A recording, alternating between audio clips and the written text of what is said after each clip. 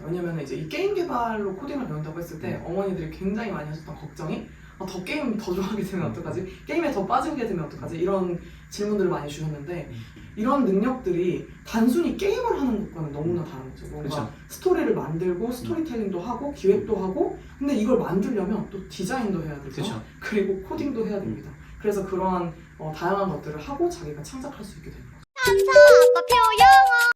네, 지난 시간에 우리가 그 코딩 교육을 왜 해야 되는지, 어떻게 해야 되는지에 대한 설명을 좀 들었고요. 오늘 시간에는 그럼 구체적으로 어떻게, 뭘 하면 좋은지에 대해서 네네. 좀 설명을 좀 해주실까요? 네. 근데 제가 학교에서 이제 소프트웨어 전문 교사로도 있었고 그리고 또 지금 강의 서비스를 운영하면서 아이들이 수요 조사도 많이 하고 하니까 이제 아이들이 어떤 방식으로 코딩을 배우면 조금 지겹지 않고 좀 끝까지 할 수 있는지 이런 것들에 대해서 말씀을 드리려고 하는데요. 크게 세 가지가 있습니다. 첫 번째는 게임을 만들면서 배우는 코딩, 아이들이 굉장히 좋아하고요. 재밌겠네요. 네네. 두 번째는 또 실제로 만져지는 코딩, 그래서 피지컬 코딩이라고 합니다. 네네네. 이따가 좀 더 자세히 설명드리고요. 세 번째는 이제 직접 모바일 앱을 만들면서 배우는 코딩, 이렇게 세 가지를 제가 설명드리려고 합니다. 일단 굉장히 제일 많이 들어보셨을 것 같은 게 스크래치나 엔트리인데요. 스크래치나 엔트리는 사실 블록 코딩이라고 하는 것입니다. 이제 아마 너무 많이 들으실 거기 때문에 지금 제가 간단하게 설명을 드리면 블록 코딩과 스크립트 코딩이 있어요. 스크립트 코딩은 진짜 개발자처럼 이렇게 글로 다 이제 쳐서 하는 걸 스크립트 코딩이라고 하고요. 보통 뭐 자바나 파이썬 이런 것들이 스크립트 코딩이고요. 그리고 이제 이런 스크립트 코딩의 원리를 가지고 아이들이 조금 더 쉽게 가지고서 쓸 수 있는 그런 블록 형태로 만들어서 그 블록을 조합해서 코딩을 하는 것을 블록 코딩이라고 합니다. 직접 타이핑을 할 필요 없이 네네네. 블록을 이렇게 움직이면서 할 수 있는 코딩이군요. 네네. 블록 코딩 같은 경우에는 이제 이거 하고 나서 이거 한다고 해서 스크립트 코딩을 할 수 있는 게 아니니까 뭔가 좀 교육적 효과에 대해서 의심하시는 분들도 계신데 블록 코딩을 할 때도 그런 이 순차적이거나 뭐 반복이나 그런 구조를 짤 때 블록을 아무렇게나 막 짠다고 블록이 들어가지가 않아요. 그 블록에 대해서 이해를 해야 돼요. 그 원리를. 그래서 그 원리를 이해하는 것 자체가 코딩의 원리를 이해하는 것과 같다고 볼 수 있습니다. 그러니까 너무 복잡한 문법을 좀 빼고 네. 이제 블록을 통해서 어떻게 할 수 있는지 템플릿이 있으니까 그걸 끼워 맞추면서 아이들이 이해를 할 수 있는 거잖아요. 그렇죠, 그렇죠. 그리고 이제 엔트리나 스크래치 같은 경우에는 이렇게 왼쪽에 바로 내가 코딩한 것들에 대한 화면을 볼 수가 있어서 이 화면을 보면서 코딩을 하게 되고요. 간단한 게임, 미니 게임 같은 것들을 만들 수가 있고 실제로 이제 많은 예제가 있어서 아이들이 즐겁게 하고 있죠. 근데 이제 문제는 조금 어느 정도 하고 나면은 이 화면 내에서 할 수 있는 게 다니까 아이들이 조금 지루해하고 흥미를 잃게 되는 겁니다. 그래서 이제 그 다음으로 할 수 있는 게 조금은 심하되 이제 마인크래프트나 로블록스를 가지고 하는 코딩입니다. 네. 마인크래프트하고 로블록스는 엄마들은 대부분 다 게임으로 알고 계실 텐데 이걸 통해서 굉장히 교육을 많이 하고 있고 실제로 마인크래프트를 이제 미국에서는 공교육에서도 사용을 하고 있다고 하더라고요. 네, 맞습니다. 이제 저희가 이제 예전 시대 했던 게임은 플레이어도 정해져 있고 난이도도 정해져 있고 어떤 몬스터가 나오는 것도 다 정해져 있잖아요. 그리고 게임 월드도 다 정해져 있고 거기서 우리가 그냥 플레이만 하는 거지만 요즘의 게임은 아이들이 그것을 다 만들어가는 게임입니다. 그래서 아이들이 훨씬 재미있고 몰입감을 느끼기도 하고 아이들이 직접 만들어 나가는 그 과정 자체에 굉장히 교육적 의미가 많은 것이죠. 마인크래프트 게임을 하는 것은 건축이 이제 대부분이고 다들 건축 게임으로 알고 계실 텐데 여기서도 이제 코딩을 지원을 합니다. 그래서 아이들이 블록 코딩을 통해서 할 수 있게끔 이 안에다가 만들어 놨어요. 그래서 교육용 에디션을 받으시면 이 안에서 아이들이 블록 코딩으로 건축은 물론이고 이제 친구들과 함께 할 수 있는 게임도 만들 수가 있습니다. 건축 같은 경우에는 이렇게 꽤나 조금 어려운 그런 정육면체의 구조물을 이렇게 내가 반복을 통해서 그냥 한 5줄의 코드로 쉽게 그냥 쭉 만들어내는 그런 것들을 배우게 됩니다. 마인크래프트 안에서 친구와 함께 할 수 있는 게임을 만들 수도 있는데요. 사실 이거는 어른들도 되게 신나는 영역인 것 같아요. 이제 영상을 보시면 이제 그 원리를 통해서 몬스터를 죽이면 어떤 아이템을 받을지 그런 것들을 내가 설계를 하고 이제 코딩을 해서 그런 것들을 다 만들 수가 있습니다. 여기서 이제 뭐 몬스터를 5마리를 죽여야 뭐 사과 하나를 받을 수 있다. 그러면 한 마리를 죽이는 것보다 난이도가 늘어나게 되는 거죠. 그런 난이도를 본인이 직접 설계할 수도 있고 그러면서 직접 친구와 함께 할 수 있는 게임을 만들 수 있어요. 저 아이들이 그런 거에 대해서 굉장히 흥미를 느끼는 친구들이 있거든요. 내가 만든 뭔가를 통해서 사람들을 즐겁게 해주거나 뭔가 의미를 찾았을 때 굉장히 성취감도 느끼고 이런 친구들도 있는데 이런 것들을 잘 이용하시면 아이들이 굉장히 재밌게 코딩을 배울 수 있겠네요. 이제 그리고 요즘에 이제 정말 엄청난 인기를 끌고 있는 로블록스 코딩에 대해서 말씀드리려고 로블록스네요. 네, 로블록스가 도대체 뭘까 궁금하신 분들 많으실 것 같아요. 로블록스는 일단 게임 플랫폼인데요. 이제 우리가 영상을 제작해서 내가 유튜버가 되고 싶다고 했을 때 예전 기존의 방식은 사실 방송사만이 할 수 있는 방식이잖아요. 그쵸. 영상을 송출한다는 게. 하지만 유튜브라는 플랫폼이 생겨서 유튜브에 누구나 영상을 업로드할 수 있고 유튜브가 또 그것을 기술적으로 지원을 하잖아요. 그쵸. 그런 것과 마찬가지로 로블록스라는 것은 게임 플랫폼입니다. 그래서 기존에는 게임을 만들려면 게임 회사를 차려서 내가 모바일 앱이나 웹으로 만들어서 출시를 하거나 아니면 프로그램을 출시해야 됐지만 지금은 그냥 로블록스 안에서 내 게임을 만들어서 그 공간에 내가 게임을 만들어서 그 공간에 와서 사람들이 게임을 즐길 수 있게 그렇게 만들어진 플랫폼이고요.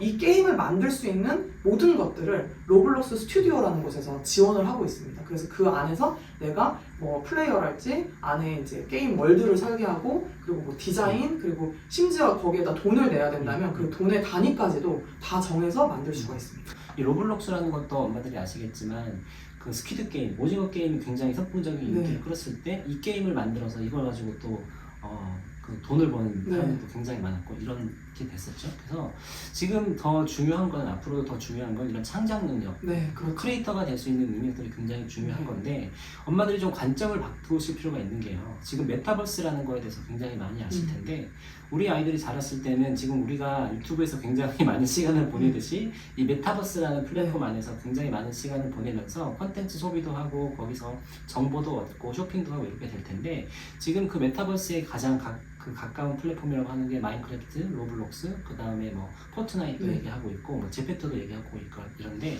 엄마들이 이제 교육적으로 좀 생각을 하시면 이 안에서 컨텐츠 소비자가 될 게 아니라 컨텐트 크리에이터가 될 수 있는 생산자가 될 수 있도록 아이들한테 조금 지도를 잘 해주시면 좋지 않을까 이런 생각도 하게 되네요. 너무 좋은 말씀이신 것 같아요. 왜냐면 이제 이 게임 개발로 코딩을 배운다고 했을 때 어머니들이 굉장히 많이 하셨던 걱정이 더 게임 더 좋아하게 되면 어떡하지? 게임에 더 빠지게 되면 어떡하지? 이런 질문들을 많이 주셨는데 사실상 이제 게임을 그냥 소비자로서 즐기는 것과 게임을 직접 만들다 보면은 굉장히 사고력도 향상되게 되거든요. 그러면 사실 게임을 할 때 내가 단순히 그것에 빠지는 것과 달리 더 많은 생각을 하게 된다고 생각을 해요. 그래서 완전히 다른 영역이고 생산자가 되어보는 건 너무 중요한 경험이 될 수 있다라고 생각을 하고 있습니다. 이게 이제 저희 로블록스 수업을 수강하는 친구가 직접 만든 기획서거든요. 그래서 이제 기획서를 이렇게 만들어서 이렇게 누구한테 만들 건지 그리고 이제 세계관 정하고 그리고 스토리를 이렇게 정했어요. 굉장히 중요하죠. 네, 게임도 사실 그냥 들어가서 하는 게 아니라 그 월드를 내가 만들어야 되는데 그 월드를 어떤 컨셉으로 디자인하고 만들 것인가 그리고 예를 들면은 뭐 좀비 게임이라고 하면은 딱 들어갔을 때 어떤 스토리로 전개가 되는 건가 뭐 예를 들면 갑자기 뭐 좀비가 쫓아와서 좀비를 많이 죽여야 되는 게임이라든지 아니면 무조건 탈출을 해서 어딘가로 딱 목적지에 가서 거기에 깃발을 꽂아야 승리를 하는 것이라든지 이런 스토리를 정해줘야 되는데 이런 능력들이 단순히 게임을 하는 것과는 너무나 다른 거죠. 뭔가 되게 만들고 스토리텔링도 하고 기획도 하고 근데 이걸 만들려면 또 디자인도 해야 되죠. 그리고 코딩도 해야 됩니다. 그래서 그러한 다양한 것들을 하고 자기가 창작할 수 있게 되는 거죠. 그렇죠. 그리고 이제 이걸 만들면서 아이들이 굉장히 뭐 기획력이랄지 창의력이 굉장히 많이 늘어날 수밖에 없어요. 왜냐면 내가 이걸 어떻게 설계하느냐에 따라서 다 결과가 달라지고 하기 때문에 이게 단순히 수학이나 과학 문제를 푸는 것보다 훨씬 많은 생각을 해야 돼요. 저도 만들어 보니까 어른인 저도 고민할 게 많더라고요. 근데 아이들은 게임이다 보니까 너무 재밌어서 정말 어른보다 더 잘 개발하더라고요. 그런 동기들을 잘 좀 끌어내주는 게 좀 게임 코딩인 것 같습니다. 그러니까 이게 기술적인 것만 배우는 것 같지만 사실은 인기 있는 거, 사람들이 좋아하는 걸 만들려고 하면은 그 공감 능력이 굉장히 필요하잖아요. 그래서 어떤 거에 사람들이 더 좋아하는지, 보상을 많이 주는 걸 좋아하는지, 아니면 조금은 챌린징하지만 그 챌린징한 걸 이겨내서 문제 해결했을 때 성취감을 좋아하는지, 아이들이 이런 것도 자기가 만든 게임을 다른 사람들이 하는 걸, 친구들이 하는 걸 보면서 관찰을 하게 되고, 이렇게 만들었을 때 친구들이 좋아하는구나, 이런 걸 알아가는 게 사실은 굉장히 또 필요한 능력이잖아요. 그래서 이런 게 정말 저는 굉장히 큰 도움이 된다고 생각을 합니다. 네, 그래서 뭔가 이런 것들을 통해서 코딩은 수단이 되는 것이고 이야기하는 능력과 그리고 디자인적인 요소 그리고 정말 그 사람들과 같이 공감하는 것, 그 커뮤니케이션 능력이라고 하죠. 요즘 가장 중요하다고 생각하는 커뮤니케이션 능력 그리고 거기에 이제 코딩하는 그 기술을 활용하는 능력까지 갖출 수 있게 됩니다. 네, 그러면 이제 로블록스에 대한 것까지 말씀해 주셨고, 네, 그 다음에는 이제 모바일 앱 개발에 대해서도 좀 설명해 주시겠어요? 네네네. MIT에서 앱 인벤터라고 무료 프로그램이 있습니다. 그 프로그램은 이제 앱을 개발할 때 필요한 그런 블록 코딩을 다 구현을 해놨어요. 그래서 엔트리랑 굉장히 비슷한 그런 프로그램이에요. 그래서 블록으로 만들면 내가 이제 이 핸드폰에 다운을 받을 수가 있어요. 그 앱 파일을 다운받아서 이제 여기서 구동을 해볼 수가 있어요. 그래서 뭐 단순하게는 이렇게 이렇게 넘어가는 앱, 예를 들어 버튼을 누르면 넘어가는 심리 테스트 같은 거 있죠. 그런 앱이라든지 간단한 게임, 그 화면 터치를 반응하게 해서 그런 게임들을 만들 수가 있고, 아니면 뭐 이렇게 나침반 같은 거 있잖아요. 핸드폰 안에 이미 들어있는 그런 기능들을 활용해서 그것을 제어할 수 있는 코딩을 할 수가 있고, MIT에서 개발해서 계속 업데이트를 하고 있습니다. 네, 현서 같은 경우도 처음에 파워포인트를 지금 굉장히 자유롭게 쓰고 있는데 그 파워포인트를 쓰게 됐던 게 그 파워포인트를 만든 게임이었어요. 아이들이 하는 게임, 예를 들면 선택지가 있어서 이렇게 했을 때 어떻게 되고 이렇게 했을 때 어떻게 되고. 그 선생님들도 만들어요. 네네. 그거 보고 아마 했던 것 같은데 이런 것들이 사실은 굉장히 중요한 동기가 되는 거고, 이 모바일 앱이라고 하는 게 그런 거를 파워포인트가 아니라 앱으로 직접 구현해 볼 수 있는 그런 건가 보네요. MIT 앱 인벤터의 가장 큰 장점은 아이들이 일단 핸드폰 안에서 어플을 본인이 직접 만들 수 있다는 생각을 못했을 것 같아요. 이걸 사용하기 전에는. 근데 내가 어플을 직접 만들 수도 있어? 그리고 어플이라는 게 가장 아이들에게 친숙한 것이기도 하니까 그거를 안에서 내가 핸드폰을 제어하면서 또 느낄 수 있는 흥미가 굉장히 다를 것이라고 생각합니다. 이제 마지막으로 피지컬 코딩은 어떤 건지, 저는 피지컬 코딩은 잘 모르는 거여서 궁금한데요. 네. 피지컬 코딩이 사실은 아이들 코딩 교육에서 가장 많이 사용한다고 볼 수 있는데요.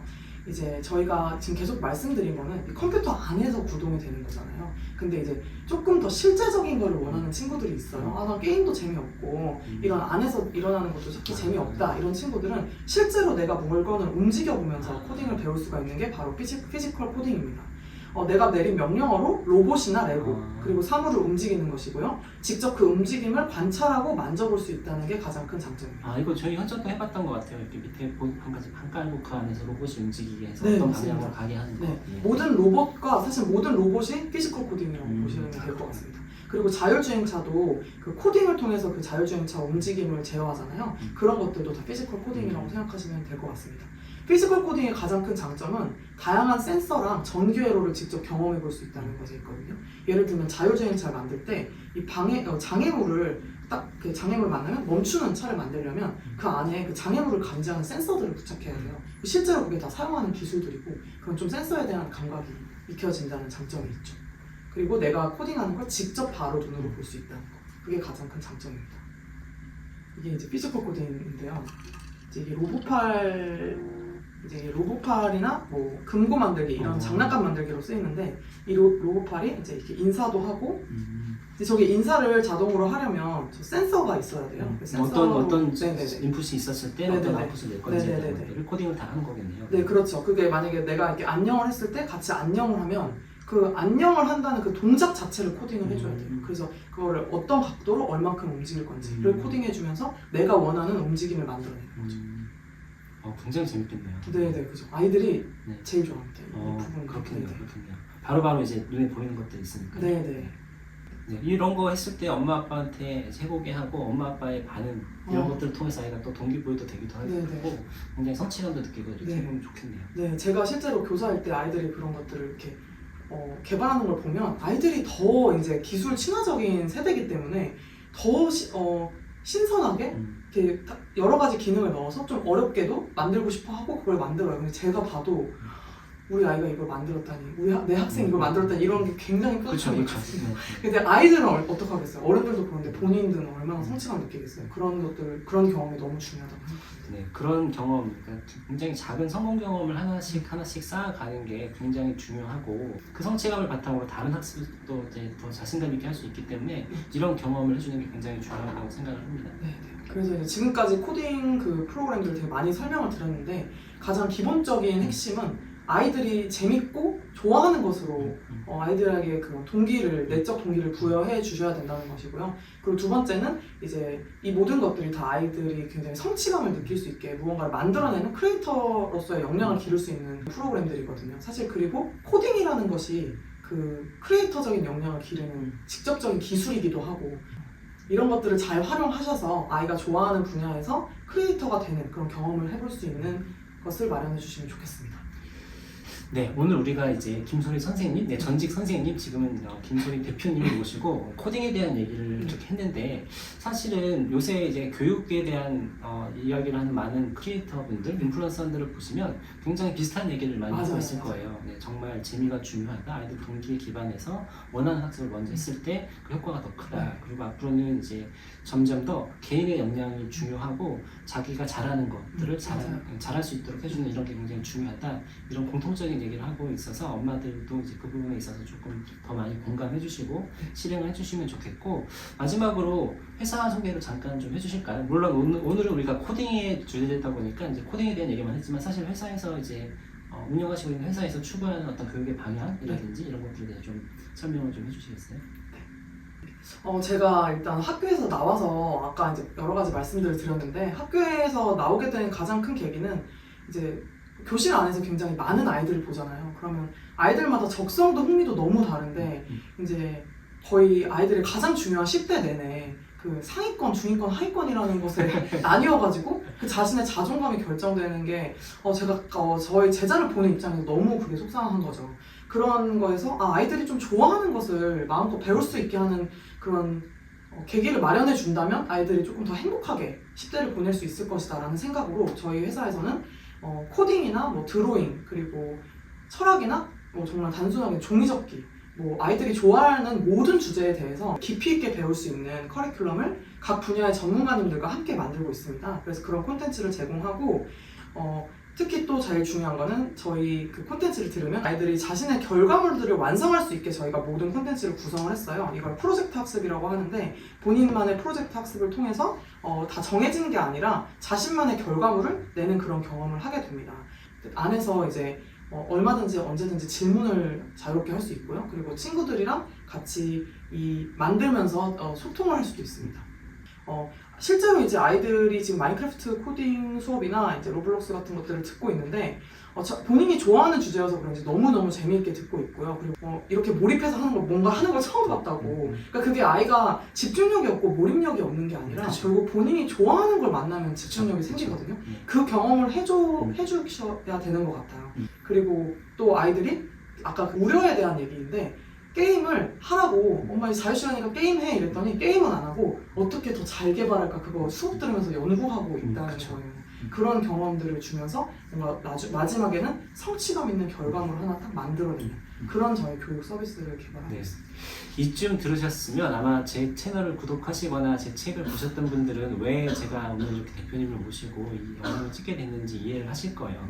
제가 추구하는 교육 방향하고도 너무 잘 맞기 때문에 오늘 이렇게 모시고 제가 그 설명을 좀 드렸고요. 부모님들도 그동안은 아마 힘드셨을 거예요. 왜냐면 나는 이런 생각을 하고 있지만 현실은 그렇지 않았고 주변에서는 다 이제 기존의 전통적인 교육에 대해서만 얘기를 하고 있었기 때문에, 그래서 지속성이 없었는데 이런 분들이 더 많이 생겨나고 이런 부모님들이 더 많이 서로 이제 소통을 하게 되면 많이 바뀌지 않을까 이런 생각을 하게 됩니다. 네, 그래서 부모님들도 많이 도와주시고 이 스쿨타츠 사이트도 한번 가셔서 어떤 컨텐츠들이 있는지 한번 확인해 보시면 좋겠습니다.